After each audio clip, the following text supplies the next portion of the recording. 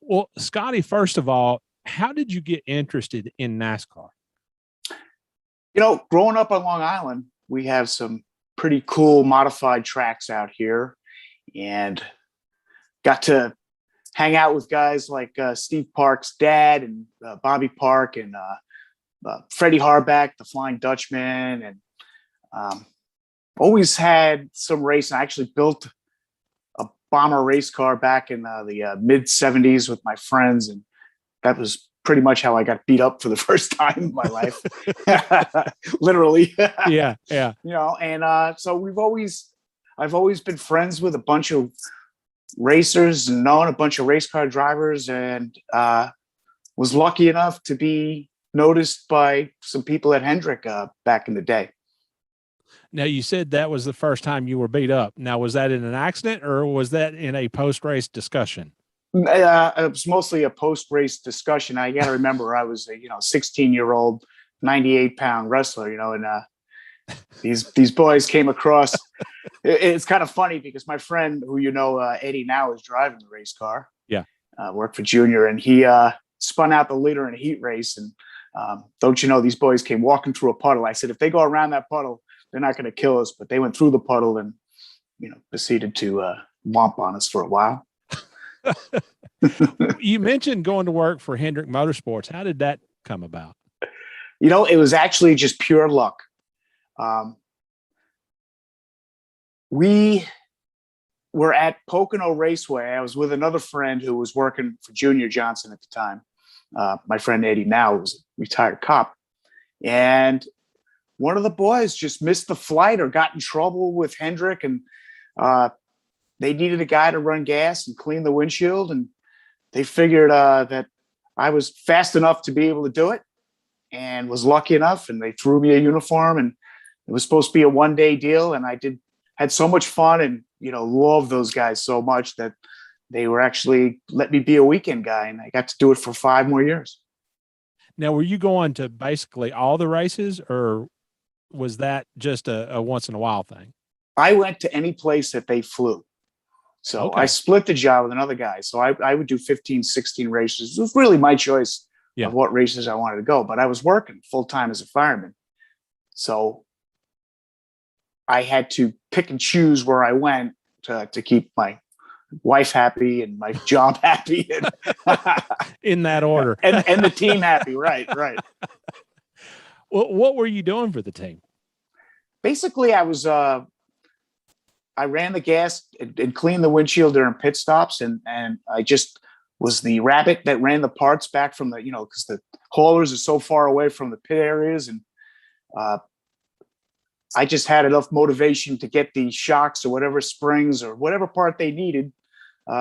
Danny Heideke was my roommate. He was the truck driver and the jackman at the time, Gumby. And whatever they needed, they just counted on me to do. And I provided a whole lot of comedy and levity, and whatever they needed, I was there to do it. You provided comedy. You don't. You're kidding me. Yeah. Well, I think it was my accent that mostly provided the comedy for them, but I have to say, they were so good to me, and I'm still great friends with a bunch of the guys now. I still, Ken House was the crew chief back then, and he's still with Hendrick. And I had a special relationship with Gene Monahan, who was a trainer for the Yankees and is working with Hendrick now. And I still talk to these guys constantly. Now, you mentioned the fact that you were working with Hendrick. You were on the 25 team, Ken Schrader's team. Okay. Mm-hmm. All right. Mm-hmm. What was your schedule like working for the fire department and then heading to and from the races? I'm sure that got hectic. Yeah, it was kind of funny. We were able to do a thing called mutuals where we could swap tours with another guy. So basically, for me to, I would pick up tours for guys all the time in the firehouse, and I would work extra tours, 24 hours at a pop. And whenever they needed off, they would call me because they knew that I needed the time to go. So I'd end up working Easter and Christmas and, every holiday, okay, just so I could get a Saturday off to go racing in Pocono. Well, if you were working Easter and Christmas just so you could go to NASCAR, man, yeah, that's hardcore, man. Plus the fact that when they needed me that day at Pocono back in, I guess it was 91 or where you could check the stats. But when I shook hand with Dale Miller, who was like the team manager at the time, when I shook hands with him to say, yeah, sure, man, I'll be able to help you out this weekend, the Seagull took a giant crap on our two hands, right? As I was shaking hands, and we won the pole. We won the pole. So, every race that I was there, we were looking for seagulls to crap back on my hands so we could win the pole. I don't know what that says. That's supposed to be good luck. Oh, it's good luck. I don't know what that says about your future in NASCAR. What did the guys back at the firehouse think about you working in NASCAR? Were you ever able to make any converts? I made all kinds of converts. They thought I was full of crap, actually. They didn't, oh, come on, you're not working on that team. And I'd come back and I'd have a uniform and we would talk about it. They'd see it on the news, or, they'd watch the race and they'd see pit stop and they'd see me come over the wall and clean the windshield or whatever. But they would never, ever let on that they loved it. They would break my chops every single time. I loved it. The only thing worse than being talked about is not being talked about. And but we had such a great, these guys did love it. I could tell you a quick story. After I was done, and after 9/11, and after I was promoted to lieutenant and all, I went to work at a new firehouse, and I took a bunch of the guys to Dover, and we got garage passes and pit passes and all.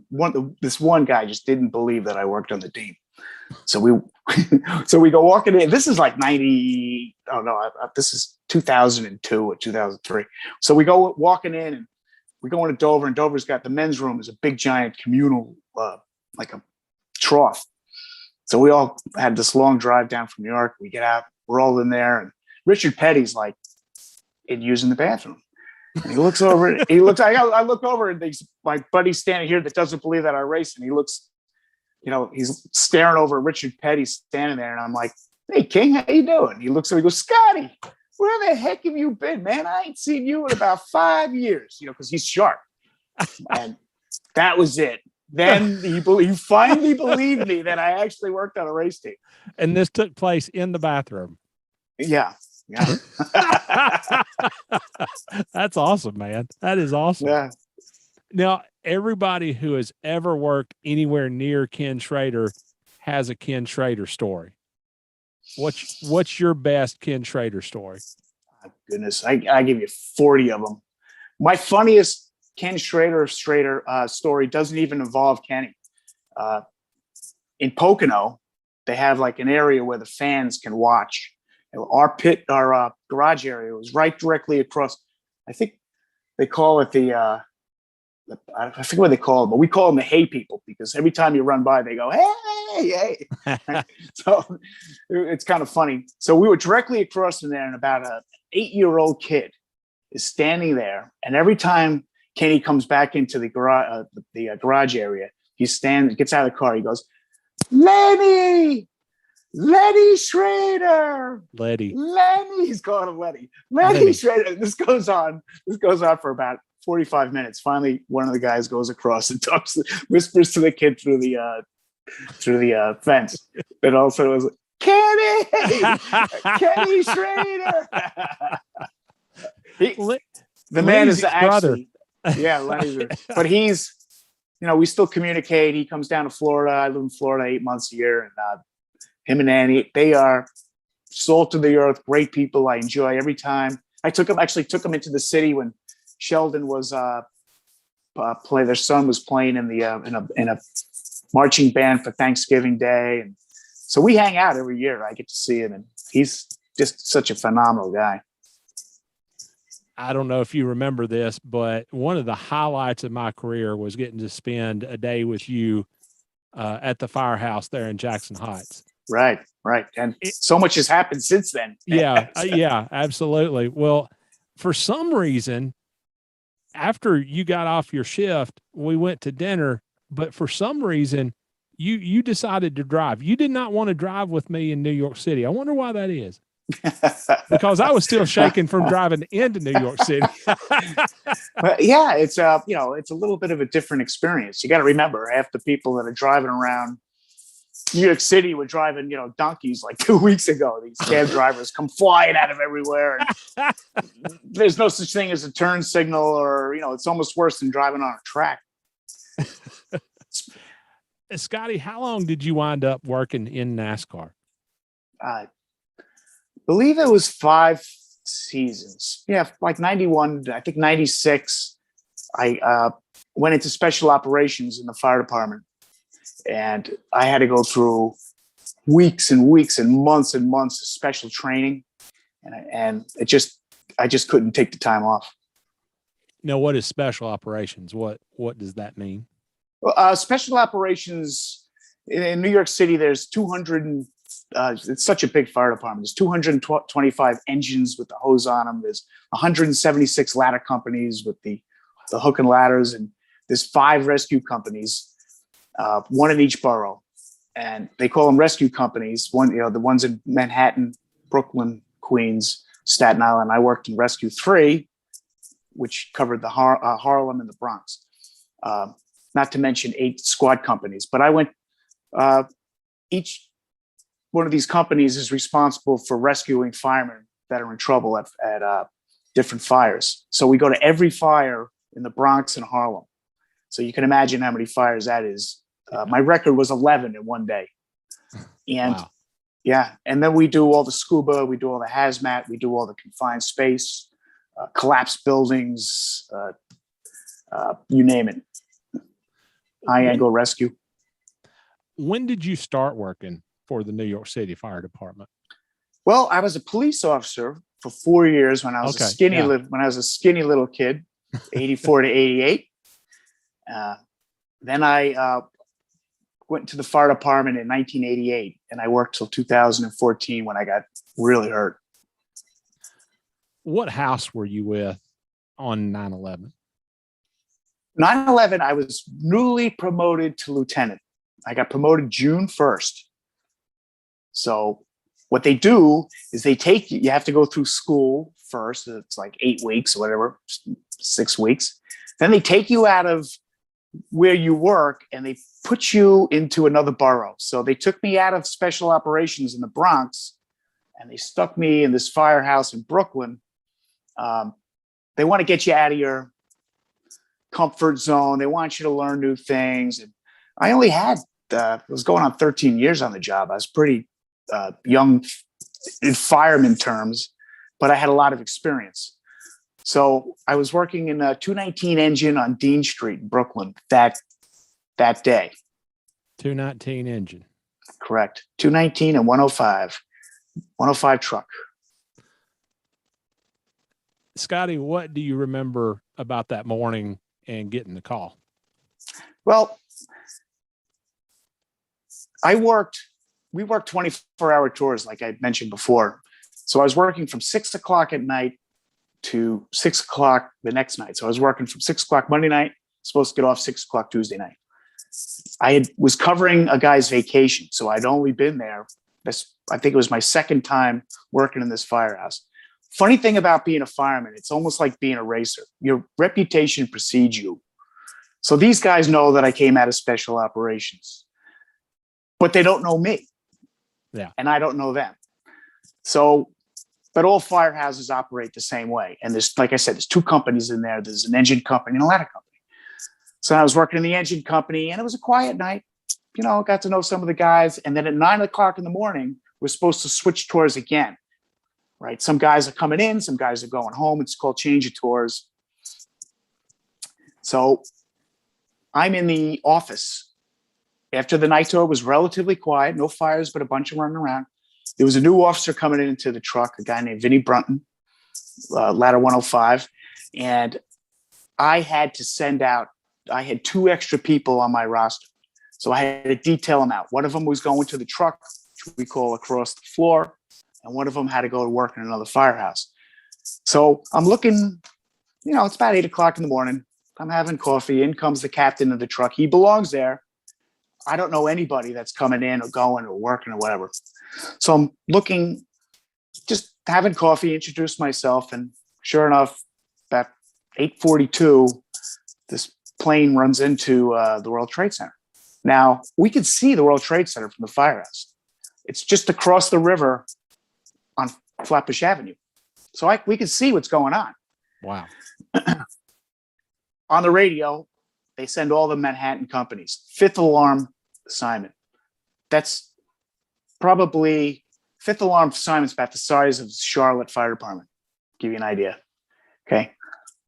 They all go and they're heading to the Trade Center to take care of this plane crash. So we think it's a small plane, maybe, whatever. We don't know that it's terrorism, but I came from special operations, right? And we were always taught it's not a matter of if, it's a matter of when. I was at the 93 bombing. So we've been training for this for years. I was. The guys that I'm working with, they are very young firemen. Anyway, so first plane hits. Now I got to send people across the floor, and I don't know who to send. I had a woman work with me that day who was phenomenal. Her name is Regina Miller. But she was very young, very new, along with a couple of other guys. So I showed the riding list to Vinnie Brunton, and he picks the two guys that are going to go out. Okay. You'll understand why this makes a difference in a couple minutes. Next thing you know, the second plane hits. So I have my crew. I introduce myself. I don't even know these guys. We're not supposed to start work until 9 o'clock. So so we're all milling around, getting ready to go. The second plane hits. They start sending all the Brooklyn companies. So we all line up, 10 or 11 fire trucks, and we're heading towards the Brooklyn Bridge. On the way to the Brooklyn Bridge, I get a call from the Brooklyn dispatcher. Now we wear two radios. Well, we have two radios. One I wear on me that I can talk to the other fire trucks, and one that it's like a phone inside the rig that I can talk to the borough that I'm working in or going to. So I get a call from Brooklyn saying to redirect to the Williamsburg Savings Bank, which is this beautiful building on Flatbush Avenue, for a report of a fire. I go nuts because I'm going through the biggest fire of my life, right? There's both trade centers on fire. I am extremely angry at this point. We get to the bank that we had to go to. I run inside. The guy's like, no, go. It's only smoke blowing from across the river. Go, no fire. So I get back in the truck, the fire engine, and the guy that's driving is a pretty senior guy, Keith. And he says, listen, we're not going to go over the bridge. We're closer to the Battery Tunnel, right? Anybody knows anything about the tunnel the towers run? The Battery Tunnel goes right from Brooklyn to the foot of the World Trade Center, about 500 feet away, and onto West Street. So we zoom through the tunnel. The cops have it pretty much cleared off by now. We get all the way through the tunnel, passing people that are running out the other way. Just as we come out the tunnel, everything goes black, like blacker than you can imagine, right? I'm in the front cab of the fire truck. I got 4 guys behind me. When I say guys, I mean 3 guys and a girl, right? Yeah. I don't want to have to. And everything goes black. Everything goes black. Boom. The chauffeur skids the rig to a halt. We're just coming out of the tunnel. We're right coming up to West Street. And the radio goes dead silent for about a minute. I think that they hit the tunnel. Now we know it's a terrorist attack by now. I think they hit the tunnel, which means I'm just waiting for a giant whoosh of water to come and kill me. And my guys, never comes. 5 minutes goes by. Radio crackles back to life. Now we know that the South Tower had collapsed. It's only literally 600-700 feet yards away from where I am. I get out of the rig and we start walking up to West Street because we still can't see. There's people running for their lives. They're hurt. Everything's going on. Make a right onto West Street, pushing people through the tunnel. Come on. We get up to about as far as I get debris-wise, which is about less than 200 yards from where the South Tower is. And I'm looking up at the North Tower that's still burning. Now, the radio's starting to crackle back to life. Guys are calling for help. people are giving reports of what's going on. And I take my guys. Now I used to, I used to do a little coaching back in the old days. So I get my guys off the rig and I got their backs to the North Tower. And as I'm watching the North Tower, I'm trying to explain to these guys what I want them to do. And as I'm explaining, people are coming out of the North Tower and hitting the ground just a couple hundred yards away from me. You can hear them. It's just like boom, and boom again. And boom. So I'm trying to tell my guys, okay, I want you to grab this equipment. I know we're an engine company, but we have to go and try and help. And we're going to see what we can do. I don't know who's still command. And as I'm talking, the North Tower collapses. I'm able to gang tackle my guys under and behind our fire truck, literally under the fire truck. It takes about 2.5 seconds. Now the debris is coming down and hitting the rig. It sounds like a train going off the trestle. This roar, this rumble, again, everything goes black. And now pieces of debris are actually hitting my fire truck. Boom, boom, boom. And one of the guys is yelling, pray, pray. And I'm trying to get my face piece, but I can't get it because somebody's laying on top of it. So I just stick my face into my coat. And I'm laying there and Rick, I can't tell you. When you honestly think you're about to die, honestly, no, that's all bets are off. It ends up being like I was almost kind of giggling, like, this is really the way I'm going to die. Yeah. Nobody even knows I'm here. My wife, my parents, and nobody knows where I am. And here I am under this fire truck. It's being flattened by the North Tower. Stops. Silent. I know this is the first time you've heard the story, right? It's silent, quiet. Yeah. Nobody's talking. We're talking, there has to be, at this point, 500-600 firemen, cops. Nobody's saying a word on the radio. Dead silent. We sit there, let the smoke clear a little bit, the dust again, because if you ever watch the video, you'll see that cloud of dust.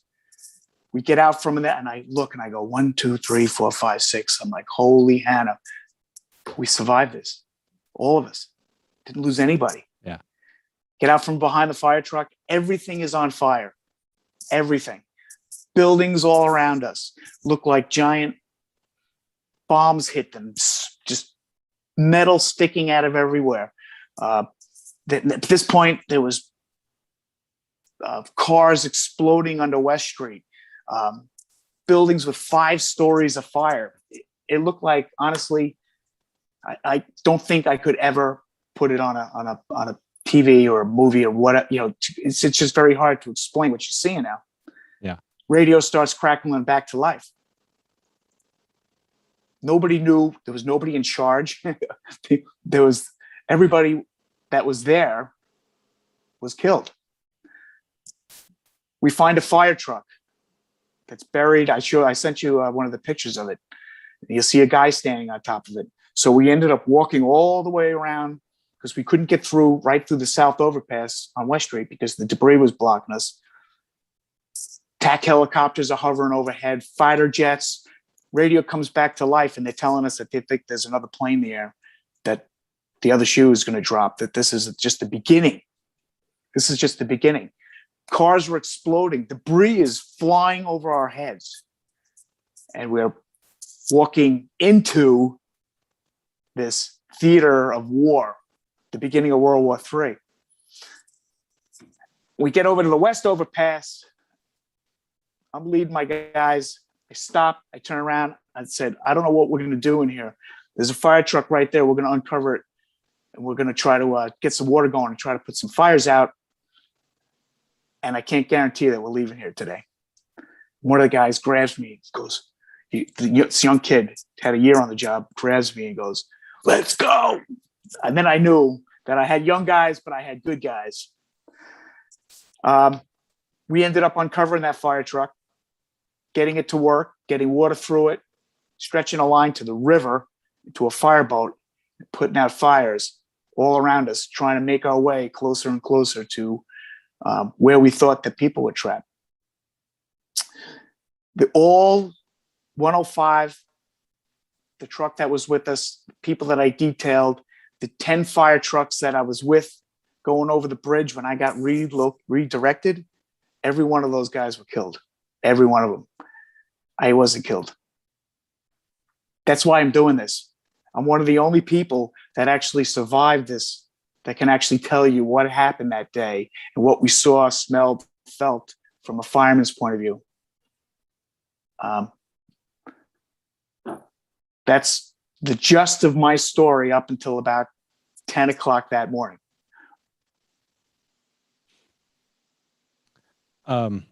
Scottie, I don't know what to ask, and I don't know what's appropriate to ask. You can ask me anything because I can tell you. First of all, how important is it for you to tell your story because of that? I honestly believe that my guardian angel, I know who it is. I don't talk about that very often. Saved my life that day. I should have been dead. If I literally was 2 feet away from where I was standing, I would have been killed. I could have been killed any time during that day. It was such a dangerous scene. I spent 10 months digging for people's remains there. Every other day, every third day, we spent 24 hours there. It was something that had to be done that only we could do. It was terrible. We had to take care of families. We lost 343 firemen that day. 343. 117 of them were personal friends of mine. Every place that I went to work after that, because I was still a covering guy, like Rescue 5, I went right back to special operations a couple of days after 9/11 because we lost so many guys. Because all 5 of those rescue companies and most of the squad companies and hazmat, they were all there and lost everybody. So we had to replace those guys and train those guys. Plus, we had to take care of the widows. Yeah. We had to take care of the families. We had to go back. First person I went to look for after when I was able to get home was a guy who handed out towels at this gym I went to, and he was a World War II vet, but he was the goods. He was captured in Battle of the Bulge, and twice, matter of fact, he was captured. And I said, Mike, what do I feel? What is going on? He goes, Scottie, he goes, when I was fighting World War II and somebody would go down, we would keep going. And the corpsmen or medics would come and get them. You got to go back and get your guys. Not to mention my neighbors, people that were just having a bagel up at their desks, getting ready to go to work. It was something. I don't remember a whole lot of. I remember it, but I don't. It was a blur, and I didn't have gray hair before that. Just so you know, I would be willing to bet that you do not remember this, but the day of 9/11, I started calling you that evening. And as soon as I got to the office the next day, I started calling you again. And I probably dialed your number 15 times, 20 times. In my life, I will never forget you answering the phone. And I'm sure you don't remember talking to me. No, I don't. But I honestly think that you were in a state of shock. It was fire department is a lot like racing. It's where you get into a zone. I'm trained to do what I'm trained to do. I know what I'm doing. I was probably more nervous racing because if I messed up what I was doing there, I'd be in big trouble, right? Here, at least I was in charge. And I know that doesn't make any sense. But it's not that it was a blur, but I had this little phone. Cell phones weren't like the big thing back then. And when somebody would get a hold of me, or I was like, my wife didn't know what happened to me up until like 2, 3 o'clock that afternoon.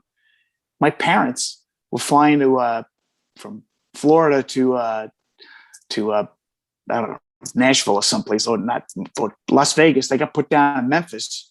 My father didn't know what happened. My father's a retired cop. He didn't know what happened to me for 30 hours. He paced in front of a hotel room. It was insanity. But at least I know if I spoke to you, then my racing friends knew that I was still alive, at least still alive for then. Yeah.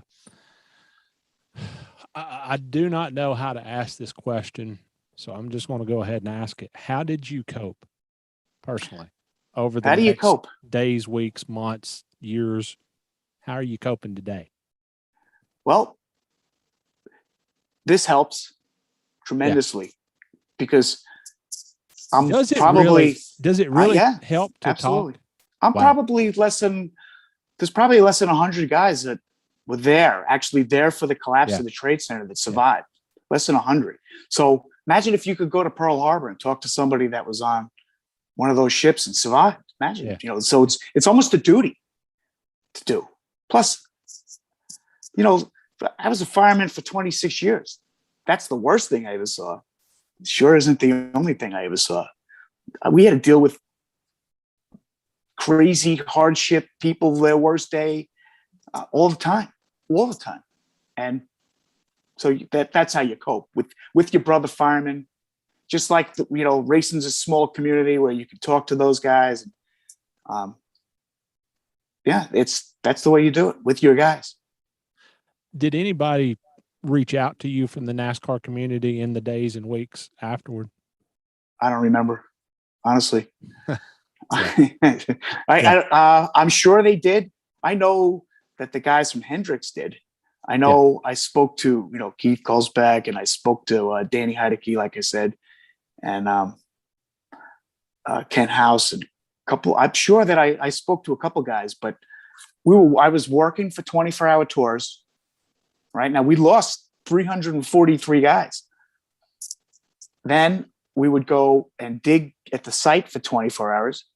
Being in special operations, what happened was when the guys would all be on the bucket brigades, and if they found something, it was our job to tunnel down and get them. So I was in charge of a crew of guys that had to be focused on what we were doing. We had to do that in 24 hours at a time. We would do that. And then I was going to funerals every third day, as many as 5 a day. Because as we were finding people wanted to bury them. It was just a blur. And that went on for months. That place burned for 3 months. Yeah. To give you an idea. Scottie, I mentioned earlier that I was able to spend the day with you there at Jackson Heights. But that day, one of the things, if not the biggest thing that impressed me, was you introduced me to the term brotherhood. Mm-hmm. And you've actually used it several times today. How much did the brotherhood change after 9/11? Or was it just simply strengthened? Again, I'm going to go back to my racing roots. You learn from the prior generation. You learn from the guys who are great, and they pass down their knowledge to guys that aren't great. And it's up to you what you do with that knowledge. Like I said, when I got promoted to lieutenant, one of my instructors says, take the best piece of every fire officer you ever knew, the best piece. You put that in your little toolbox, and that's going to be who you're going to be. Same in racing. The rules don't change. The people change.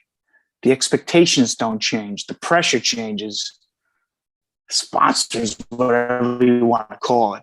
But it's still a brotherhood, peoplehood, whatever you want to call it. It's still people doing what they've done beforehand, handed down to the next generation. And I was happy to help train the new group of firemen that came in, firefighters, and thank God it all went well.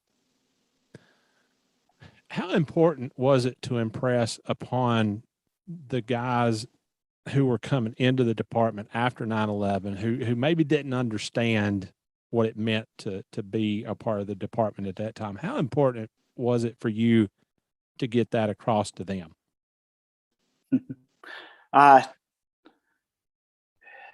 It's an interesting question because you're trained to do a job. You know the basics, but it's the experience that helps you to learn. So I could point you in the right direction. I could bring you up to the fire. I'm going to make you go in. I'm going to lead you into that fire. You're going to follow me. We're going to do what we're supposed to do. And then after we're done with it, we're going to talk about it. Sound a little bit like another sport, you know? Yeah, it does. Maybe, and we may have to fight about it. Yeah. In the fire department, they teach you in the school the first time, and then they're glad to show you the second time. And the third time, if you screw it up that time, you're probably going to get a bloody nose. Scottie, what kind of impact did 9/11 have on you physically? You don't want to turn me inside out, to be honest with you. I have some breathing problems and some other medical issues that most firemen get anyway. Not anyway, but that got there. Unfortunately, I've lost so many guys to different cancers and all kinds of crazy diseases that 30, 40, 50-year-old men don't get. I just blessed that I'm here every day to tell a story and hang out with old friends. We take it, we don't look back. We take it day by day, and what happens, happens. Can't control it. You mentioned the fact that you were hurt, which led to your retirement. What happened? Well, we just had a fire in the Bronx where there's reports of some kids trapped, and we call it making a push. So it took my team of rescue guys, and we went up a ladder and tried to make it into this room of this building that was very well involved in fire. It was a pretty big building. And halfway through, the fire kind of chased us to the stairs, where I was lucky enough to use my guys as human landing pads. So I got burnt a little bit. I inhaled some super heated air, and that inflamed my lungs to the point where I really couldn't go back, and I tore up my knee and probably burnt my eyebrows off for the first. I got pictures of it. I'll send them to you because it was on the news, and yeah, I was on the stretcher being wheeled out of there, and my guys were like, "Enjoy your retirement, Lou." It was a screenshot from the TV. But it was after, I did 30 years altogether, so you can't. It was enough. Now, what are you doing these days? I'll tell you what. I enjoy heading out to Riverhead to my local little track. I play a lot of golf. I just became a grandfather. I just try to enjoy as much of life as I possibly can. Maybe a bourbon here and there. Ice cold beer with my friends, but I still go see my guys at the firehouse. I go to the functions and just try to love life, Rick. Now, do you do work or volunteer at the 9/11 museum? Are you involved with that in any way? I take certain people I will take for a personal tour. Yeah. Okay. All right. It all depends. It takes a lot out of me, but I do it. I can show you things. When I go down there, I see things that nobody else can see. So people go through it. A lot of times, if I'm doing a group, or if I'll look for somebody in uniform, like I'll see a Marine standing there in uniform, I'm like, come on, come with me. And I show them like where I was standing, and where the fire truck, and where my perspective, and they look, and it affects them a little bit. I've taken, I took Schrader down there, I believe, and Annie in their group. All right. Good deal, man. Is there anything else that you would like to get across to our listeners? No, just, keep loving our sport, keep watching it and loving it. Doesn't matter who you root for, but root for somebody, man.